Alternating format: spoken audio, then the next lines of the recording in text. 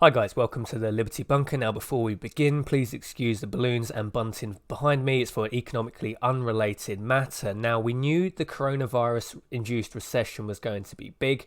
We just didn't know how big because we had no real economic data up until this point to judge it from. However, that has changed now. Yesterday, PMI data coming out for numerous nations across the world, Japan, USA, Germany, France, UK, all releasing their PMI data. And the data isn't good. So let's look at the stories behind the numbers. All these stories here from Reuters this morning. Coronavirus hits UK economy with unprecedented force. Britain's economy is shrinking at a record pace, faster than during the 2008-2009 financial crisis, as businesses across the service sector shut up shop in face of the coronavirus, a survey showed on Tuesday. Conducted last week before the government ordered the closure of all pubs, restaurants and other non-essential businesses open to the public late on Friday, the monthly Purchasing Managers Index, PMI, points to the economy shrinking at a quarterly rate of 1.5% to 2%. This decline will likely be the tip of the iceberg and dwarfed by what we will see in the second quarter, said Chris Williamson, chief business economist at IHS Markit, which compiles the survey. At the worst point, the 2008-2009 recession, Britain's economy shrank at 2.1% in a single quarter. Economists at Morgan Stanley forecast British economic output will shrink by around 10% or more in the 3 months to the end of June, and just over 5% in 2020 as a whole, if social restrictions can be relaxed in the second half of the year. So a lot of this even relies on social distancing being relaxed, which we do not know if that will happen. I mean, it's likely we will have some level of restriction from where we are now. UK is pretty much in lockdown. The UK economy can't really sustain this level of punishment. It will just collapse if it goes on for more than a number of several weeks. But we're looking at a shrinking quarterly rate of 1.5% to 2%, and this is before the lockdown was really. This data was taken before the lockdown was really imposed.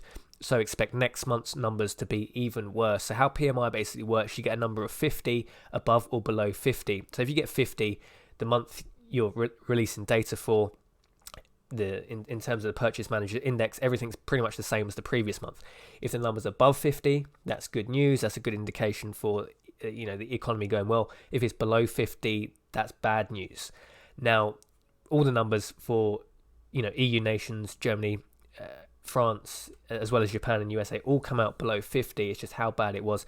I mean, there's two sets of data. You have the manufacturing data and the service sector. There's a unique quirk with the manufacturing data that if suppliers appear to be short on stock, they actually take that as a positive sign, because in a normal economy, that means that manufacturers are outstripping supply from suppliers. So it's actually seen as a good sign. It means manufacturing is being boosted because the suppliers can't keep up with the demand from manufacturing. However, with coronavirus, the supply shocks have almost artificially shown this surge in demand, although there's no surge in demand. So the manufacturing data came out nowhere near as bad as the service industry, but that was just because of a unique quirk, an anomaly in the way the data's compiled. Now the data's come out quite bad for the UK. This is same across Europe, pretty much across the world. So data here from France, or a news story here from France. French business activity plunges to record low in March over coronavirus PMIs. French business activity plunged to its lowest level on record in March as nationwide coronavirus lockdown shuttered vast swathes of the Eurozone's second biggest economy, a survey showed on Tuesday. We'll just read this a little bit from here. Taken together, these declines suggest GDP is collapsing at an annualized rate approaching double digits. That was said by Elliot Kerr at IHS Markit. So really looking at GDP collapsing 10%, maybe more. Well, double digits is what they're suggesting here. It doesn't get much rosier from the Eurozone's powerhouse, which is Germany. Coronavirus hammers German service sector in March. The coronavirus outbreak has plunged business activity in Germany's private sector to the lowest level since the global financial crisis in 2009, driven by record contraction in the service sector, survey showed on Tuesday. We'll read from down here. The German government expects the economy to shrink by around 5% this year as measures to contain the spread of the virus freeze up business activity across the country. Now that's coming from the German government itself. They tend to lowball these figures. So if the German government themselves are saying 5% you can probably expect it to be 9, 10, double digit, like the previous story was saying.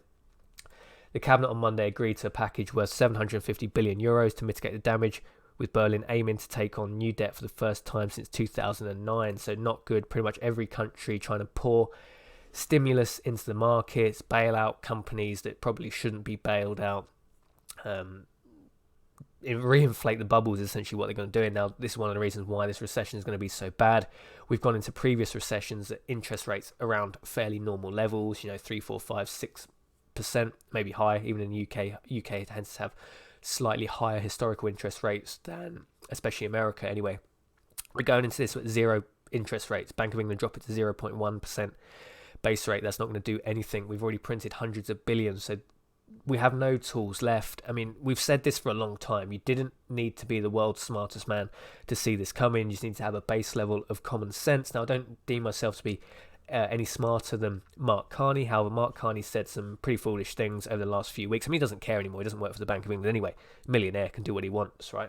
But this story come out from the 11th of March. I did a video shortly around that time saying why Mark Carney and the incoming governor at the Bank of England will both be wrong. Mark Carney, coronavirus won't be as bad as 2008 financial crisis. He said this on the 11th of March. I said probably on the 11th or 12th of March, around the time he released this, that he's wrong. This would be one of the largest recessions, certainly in Western history.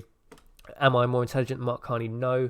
But the difference between me and Mark Carney is here essentially to lie to you, to calm markets, to advance the agendas of the UK government and the Bank of England, where I'm only really here to tell you the truth. I have no vested interests. Of course, I have my political beliefs, and I've shared that in many videos, but I'm not really here to lie to you. I don't really care if you believe what I say or I don't. However, Mark Carney isn't a politicised job, and he has to, calm markets. Central bankers can never come out and say, guys, this is really, really bad, because people know they've screwed up, because it's their job not to allow these screw-ups to happen. I mean, Mark Carney's was paid something like over £800,000 a year from the Bank of England, and he's essentially just paid that because, to calm markets, to just basically advance the agenda of the central bank and the UK government. I'm not more intelligent than Mark Carney. The difference between me and Mark Carney is I'm not here to lie to you, whereas the governors of the Bank of England are. New governor, same as the old governor, they all toe the same line. But anyway, expect this recession to be devastating. We knew it was going to happen. You don't need to be Mark Carney to have worked that out. However, it's just now standing by to how bad this will be. Obviously, the data from the UK PMI was taken before the shutdown, so expect next month to be even worse. However, it's not looking good. This will probably be one of the largest drops in GDP on record. Let me know your thoughts and opinions on this one. What are your thoughts on the service sector PMI? I mean, manufacturing PMI data certainly isn't bad as the service sector. How is the service sector that will be absolutely ravaged, and at least initially in these first few months? Expect manufacturing data to quickly pick up. I mean, the Bank of England is still talking like we're just going to bounce back from this. I mean, the world has changed. There's a lot of industries that even if you ended the lockdown tomorrow, even if you could just magically click your fingers, immunize everybody in this economy against coronavirus, even if you clicked your fingers tomorrow, the economy won't go back to how it was. Some industries, especially like tourist attractions, and people are going to be now economically scared. It's a shock to the system. Economies just don't turn around. You can't just have one of the biggest month-on-month contractions in the service sector and expect everything to go to normal. Some of these changes will never go back to how it was before. There'll be certain things, maybe only small things in life, but this has changed the world, and it's not going to go back to how it was, certainly not quickly. Some things will be changed forever. And I don't think the central bankers, I don't think the politicians in the UK, across Europe, across the globe, are appreciating how much this has changed the world. Something's just never going to be the same again, and expect at least in the short term, the recession to be very, very bad. We knew it was going to be bigger than 08-09 because the inherent problems we had going into it were worse than 08-09. That just obviously made sense. It's taken a little bit of a while for people like Mark Carney. Most people don't even realise it. I think most MPs don't even, they don't know what the hell. They don't know what PMI numbers mean. They don't know anything about GDP. They just basically snake oil salesmen, instilling confidence where there shouldn't be confidence, unfortunately. So expect one of the worst recessions in history to be approaching. If you can, I mean, I'm just a working class person like most people watching this.